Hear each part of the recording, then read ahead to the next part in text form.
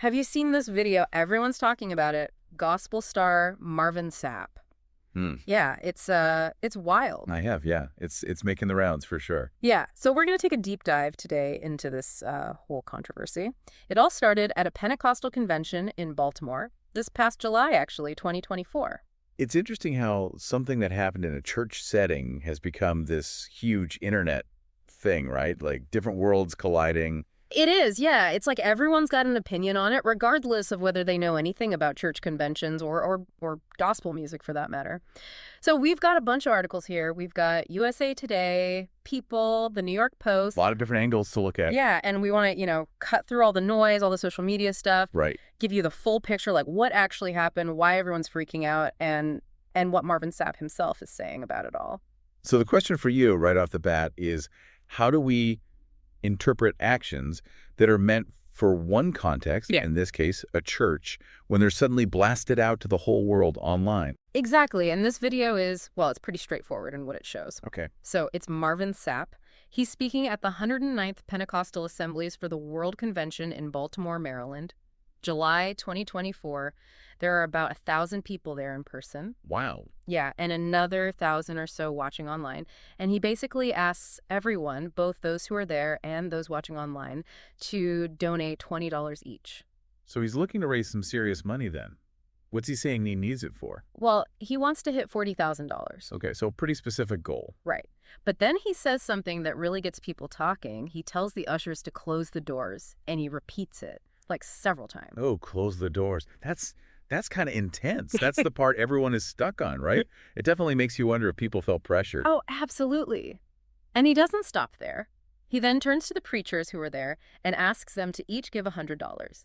And he makes this statement: giving is worship. So you have the money request, the closed doors, and then this theological layer on top of it all.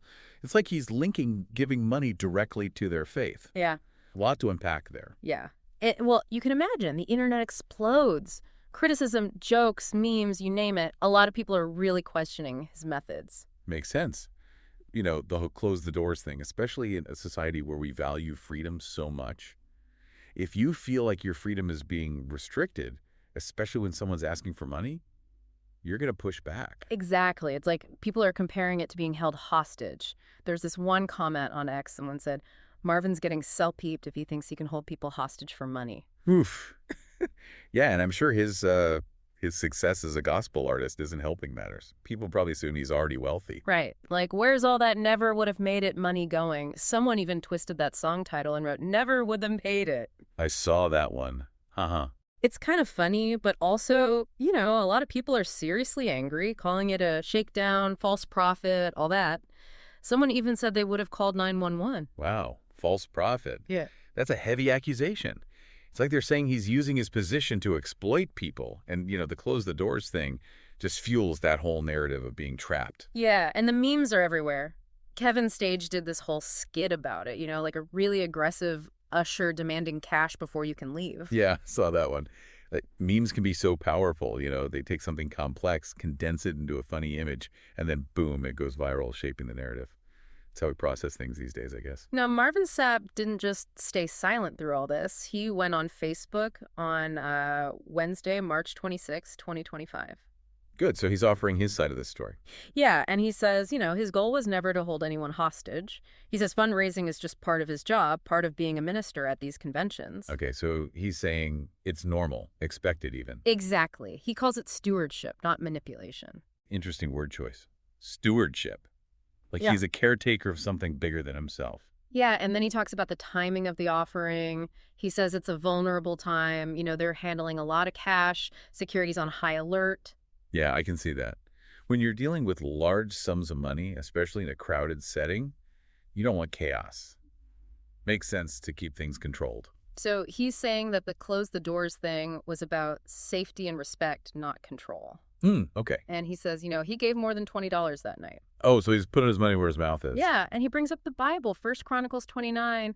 It's about King David asking people to give to build the temple. Right. And the point there is that God didn't need the money, but the giving was an act of devotion, a way for the people to show their commitment. Exactly. So he's saying, look, asking for specific amounts isn't unbiblical. It's not manipulation. He wants people to understand the bigger picture, the movement behind the moment, as he puts it. So he's pushing back against the accusations, saying it's a misinterpretation, a lack of understanding of the church context. Yeah, and that's something we need to think about, right?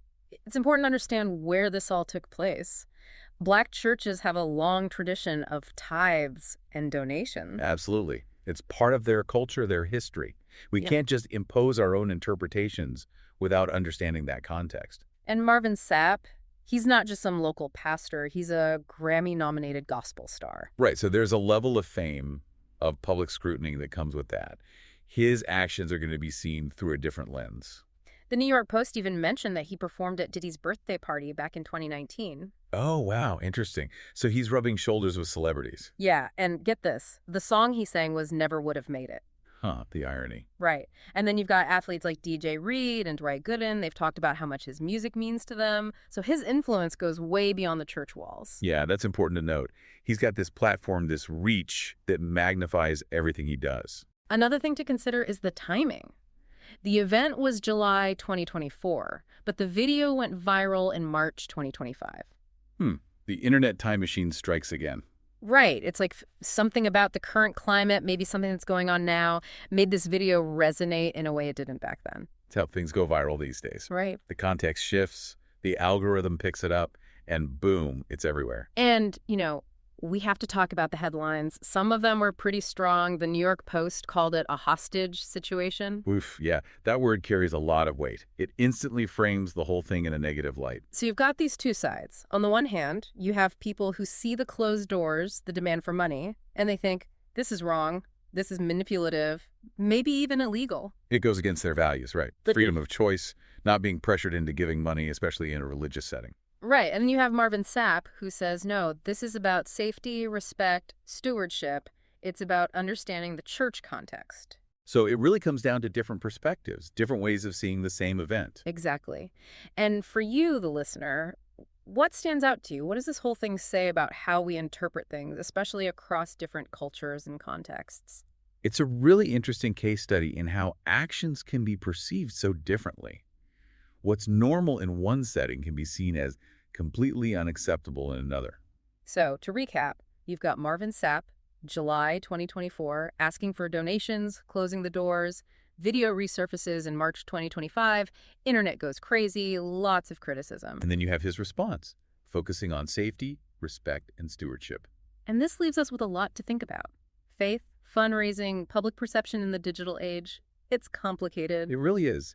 It makes you wonder, how do religious leaders navigate this new world where everything is recorded, everything can go viral? It's a whole new set of challenges. What does it mean to give? What's the role of a leader in asking for money? And how do we avoid these kinds of misunderstandings when a moment gets taken out of context and blown up online? Lots to ponder. Thanks for listening. Thanks for joining us for the deep dive. Today is your lucky day. Today is the day that our $3 website works for you, paying you directly to your PayPal daily. Imagine $3 ongoing continuous payments to your PayPal account. Imagine falling asleep and waking up to $300 in your PayPal account. How would this make you feel? How could this help you? What bills could you pay? What kind of fun could you have? What does that retirement look like now? All for a one-time payment of $3. This website is DFY done for you, fully built and completely hosted, and never stops collecting payments for you. You have spent $3 on coffee on a regular, but that coffee won't help you create multiple streams of income. Click the link below.